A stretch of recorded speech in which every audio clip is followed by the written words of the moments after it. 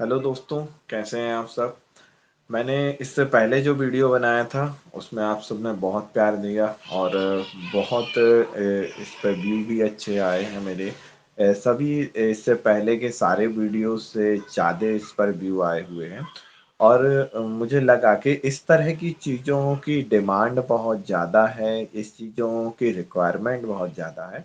तो और ये मुझे लगा भी था, पढ़ाते समय भी ये मैं देखता था कि बच्चों को ये बहुत प्रॉब्लम होती है, बहुत कन्फ्यूज़न भी होता है कि कौन सी चीज़ें पढ़ें, कौन सी चीज़ें नहीं पढ़ें। ठीक है, तो इसी सीरीज़ को मैंने आगे बढ़ाया है। और अब मैं क्या कर रहा हूँ कि जो मैंने पढ़ाया था, इससे पहले जो मैंने पढ़ाया था, अब मैं उसी के क्वेश्चन आपके सामने लेके आऊँगा इस वीडियो में। जैसे हमने साउंड पढ़ा था, वेव पढ़ी थी, तो साउंड और वेव के मैं क्वेश्चन आपके सामने रखूँगा कि जो प्रीवियस ईयर्स में आए हुए थे, जिससे कि आपको ये पता चले कि एक्चुअल में कौन-सी चीज़ें जो हमने जो पढ़ा था, उससे कौन-सी चीज़ें आई थी, ठीक है? तो वो सारी चीज़ें हम देखेंगे। चलिए स्टार्ट करते हैं, ठीक है?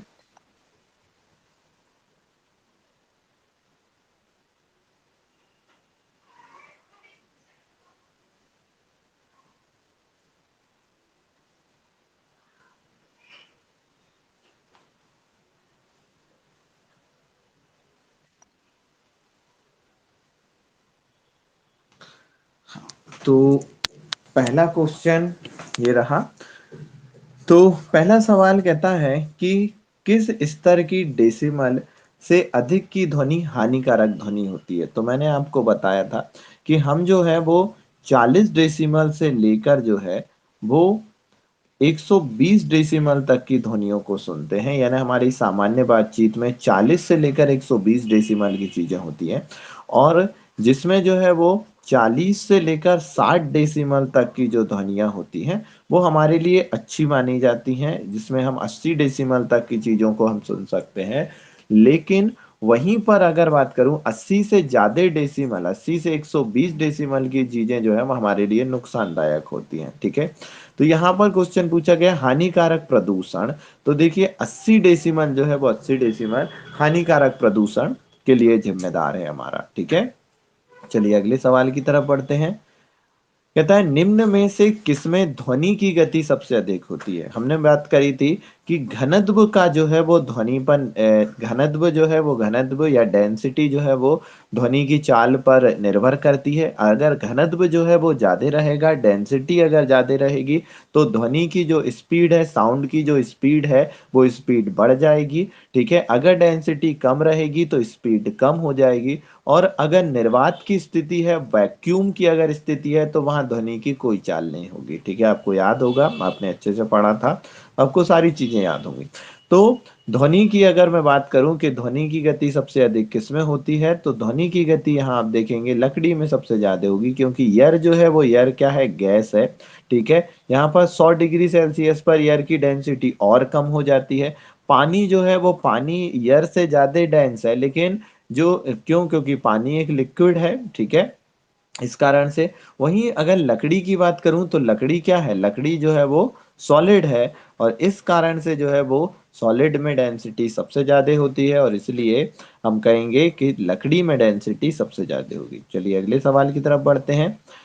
ध्वनि निम्न में से किसमें गति नहीं कर सकती। ठीक है, तो मैंने अभी थोड़ी देर पहले बताया कि ध्वनि वैक्यूम या निर्वात में जो है वो गति नहीं कर सकती है। तो इसका सही उत्तर क्या होगा, वैक्यूम होगा। ठीक है, चलिए आगे बढ़ते हैं। हम अपन का पानी में वेग कितना होता है। तो पानी में वेग की अगर मैं बात करूं तो इसमें होता है 1500 मीटर प्रति सेकंड। ठीक है, ध्वनि जो है वो पानी में 1500 मीटर प्रति सेकंड की चाल से चल सकती है। ठीक है, वहीं पर ईयर में अगर मैं बात करूं तो ईयर में एग्जैक्ट अगर मैं कहूं तो 332 मीटर प्रति सेकंड, या कहीं कहीं पर 330 मीटर प्रति सेकंड भी लिखा होता है। तो ये भी जो है वो पूरी तरह से सही है। ठीक है, तो पानी में ध्वनि की चाल कितनी होती है, 332 मीटर प्रति सेकंड। अगले सवाल पर देखते हैं। ध्वनि तरंगों की प्रकृति। तो मैंने आपको बताया था कि ध्वनि में आधा धा लगा होता है, और इसलिए अनुदैर्घ्य में भी जो है वो अनुदैर्घ्य में भी आधा धा लगा होता है, और इसलिए ध्वनि तरंगों की प्रकृति क्या होगी, अनुदैर्घ्य होगी। ठीक है, चलिए अब आगे बात करते हैं। अब देखिए ये सवाल भी मैंने आपसे डिस्कस किया था पढ़ाते समय। एक सोनार प्रतिध्वनि एक पनडुब्बी से वापस लौटने में 4.4 सेकंड का समय लेती है। तो देखिए अगर ये पनडुब्बी है और यहाँ से वापस लौटने में 4.4 का समय ले रही है, यानी कि 2.2 जाने में लग रहा है उसे और 2.2 आने में, ठीक है। यानी यहाँ से यहाँ तक की दूरी उसने 2.2 सेकंड में पार करी। अब वो कह रहा है पानी में ध्वनि की चाल आपको दे के रखी है कि 1500 मीटर प्रति सेकंड होती है, यानी कि एक सेकंड में कितना चल रही है, एक सेकंड में पानी में ध्वनि चलती है 1500 मीटर, ठीक है। तो हमें पता है कि अगर एक सेकंड में 1500 मीटर चलती है तो 2.2 सेकंड में कितना चलेगी, तो 2.2 यानी कि 2200 सेकंड भी आप कर सकते हैं, ठीक है। तो यहाँ पर जब आप इसका इंटू करेंगे तो इंटू क्या होगा कि इंटू 5 दूनी 10, ठीक है, 10 के 100 हासिल का 1 और 5 एकम 5 और वो सॉरी 2 एकम 2 और 1 3, ठीक है। फिर उसके बाद में इंटू 0 0, ठीक है, 0 और 3, यानी कि ये कितना हो जाएगा आपका, ये आपका हो जाएगा 33,000, ठीक है। या अब पीछे से एक अंक बाद आप दशमलव लगा देंगे, यानी कि आपका ये कितना हो जाएगा 3300, ठीक है। तो 3300 मीटर की दूरी ये पार करेगी। क्लियर है। इस तरह से आप आराम से किसी भी चीज का निकाल सकते हैं। इससे पढ़ाते टाइम भी मैंने बताया था। मानव के लिए ध्वनि की श्रवणीय परास, यानी कि किस परास की ध्वनि को इंसान सुन सकता है, ठीक है। किस लिमिट तक की ध्वनि को इंसान सुन सकता है, तो मैंने बताया था 20 हर्ट्ज से लेकर 20,000 हर्ट्ज तक की या 20 किलो हर्ट्ज तक की ध्वनि को इंसान सुन सकता है, ठीक है। चलिए, तो यहाँ पर 20 हर्ट्ज से लेकर 20,000 हर्ट्ज तक की ध्वनि को सुन सकता है।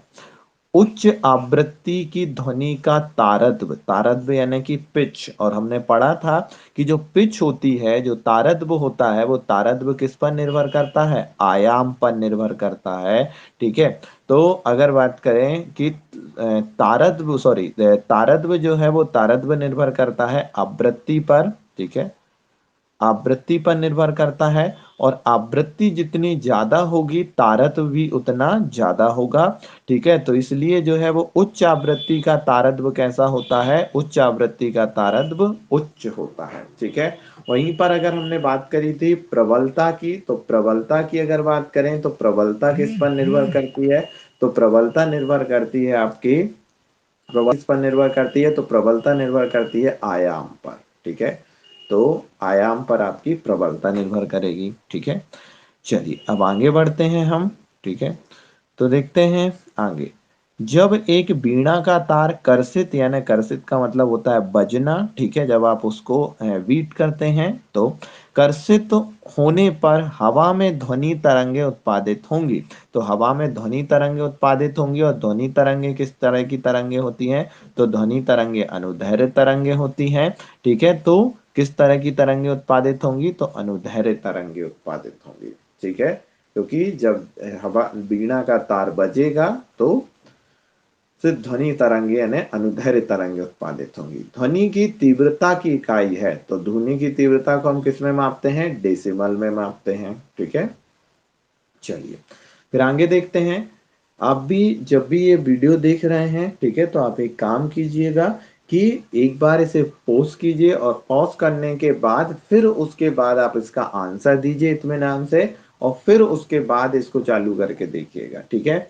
इसकी ये पीडीएफ जो है वो पीडीएफ में स्टडी मटेरियल में भी डाल दूंगा। स्टडी मटेरियल में आप डॉक्यूमेंट्स में जाएंगे तो वहां पर भी आप इसे देख सकते हैं, ठीक है। यानी जब बाद में आप एक बार ये डिस्कशन पहले आप खुद लगाइएगा उसे, और फिर उसके बाद डिस्कशन देखिए, ठीक है।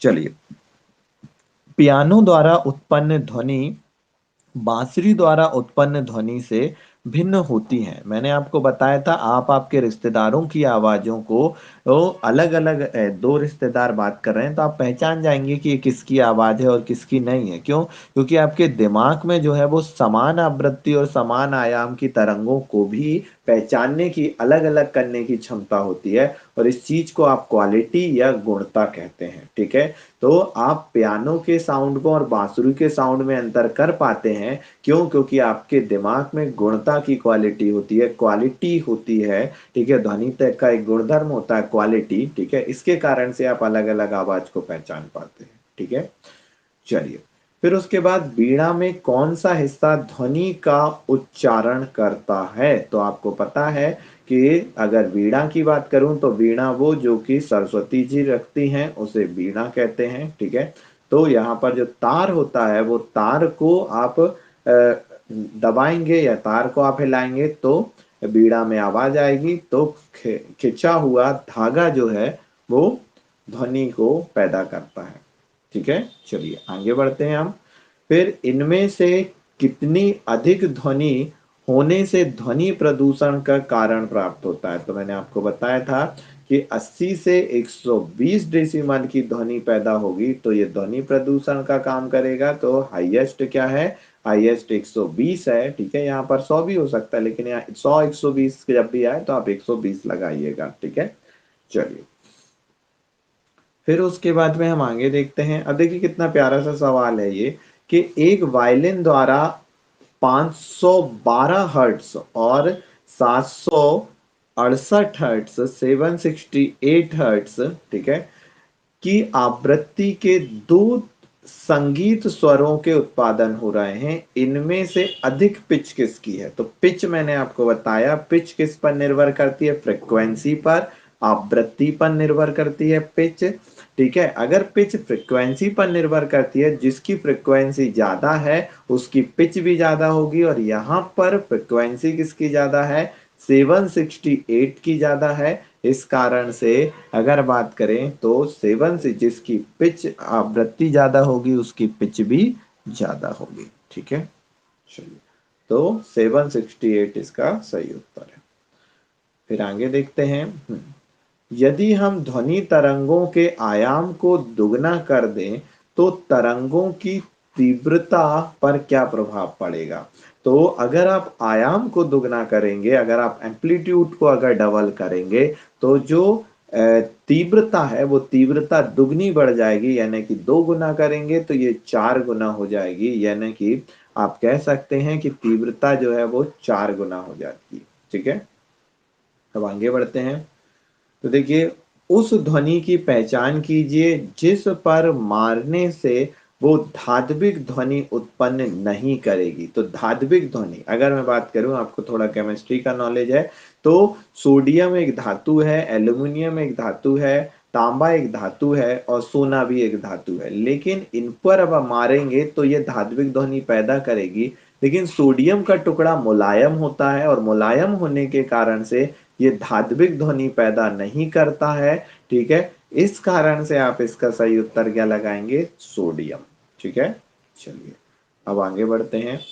अस्पतालों में चिकित्सा एवं शल्य चिकित्सा निदान में ध्वनि के स्रोत का प्रयोग किया जाता है। तो हमने बात करी थी कि जब हमने पराश्रव्य तरंगे पढ़ा था, जब हमने पढ़ा था कि आप चिकित्सक जो है वो चिकित्सक पराश्रव्य तरंगों का उपयोग करके और इलाज करते हैं। ठीक है, तो आप मेडिकल सर्विसेज में भी जो है वो पराश्रव्य तरंगों का यूज किया जाता है, और शल्य चिकित्सा का मतलब ऑपरेशन होता है। ठीक है, तो ऑपरेशन के टाइम पर पराश्रव्य तरंगों का यूज किया जाता है। ठीक है, फिर वाद्य यंत्र बांसुरी का उपयोग कर ध्वनि उत्पन्न करते हैं। तो वाद्य यंत्र, अगर बांसुरी की बात करूं तो बांसुरी में आपने ध्यान दिया हो तो यहाँ पर कुछ छेद होते हैं। ठीक है, और यहाँ पर से आप हवा भरते हैं, और इस हवा, ये हवा जो है जब यहाँ से निकलती है तो ये कुछ ऐसे कॉलम्स के रूप में निकलती है। ठीक है, तो इस कॉलम की तरह पर जब निकलेगी तो ये साउंड क्रिएट करेगी।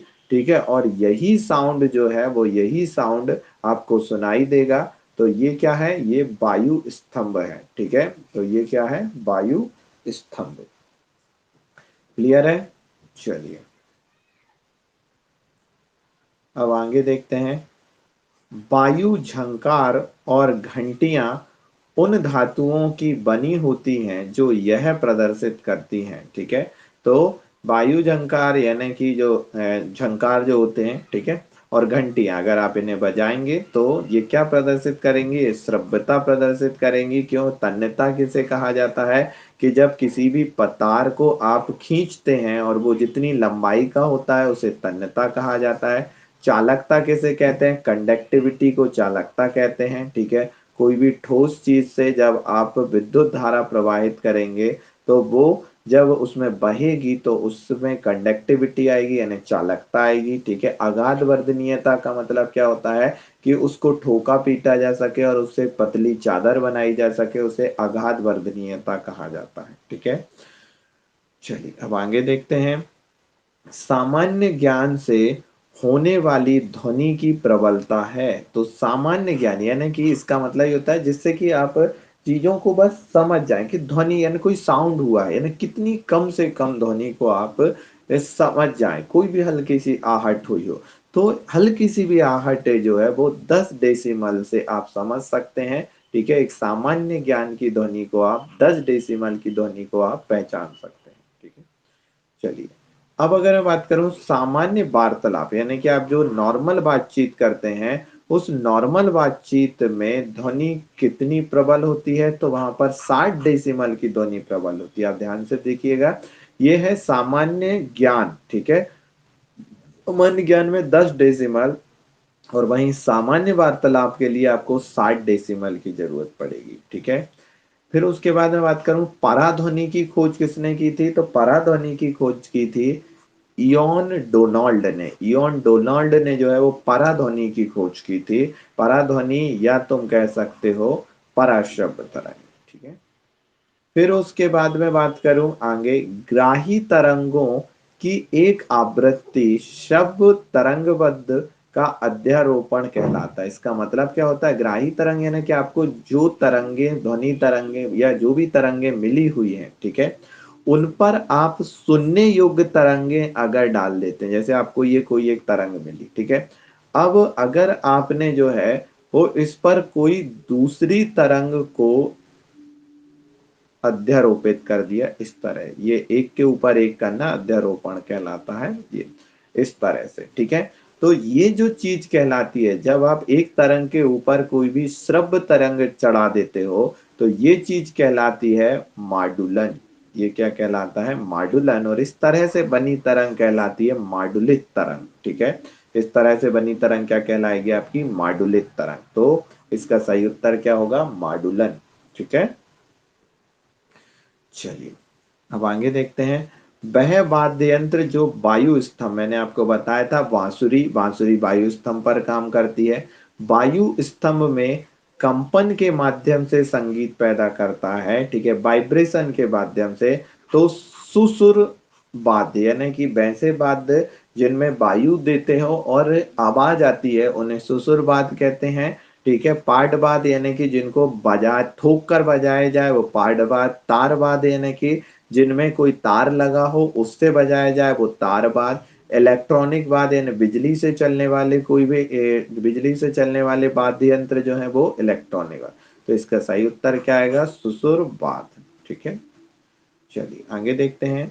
वे धातुएं जो जो गूंजने वाली ध्वनि उत्पन्न करती हैं, ठीक है। गूंजने वाली ध्वनि कितना सिंपल है, वो कौन सी कहलाएंगी? वो कहलाएंगी तन्य, ध्वनिक और संवाहक या चमकीली। तो ध्वनिक क्योंकि वो गूंजने वाली ध्वनि पैदा कर रही हैं, ठीक है। फिर सामान्य बातचीत, तो मैंने बताया सामान्य बातचीत जो है वो 40 से 60 डेसिमल की होती है, ठीक है। तो यहाँ पर आप क्या कहेंगे? सामान्य बातचीत जो है वो 40 से 60 डेसिमल की होगी, ठीक है।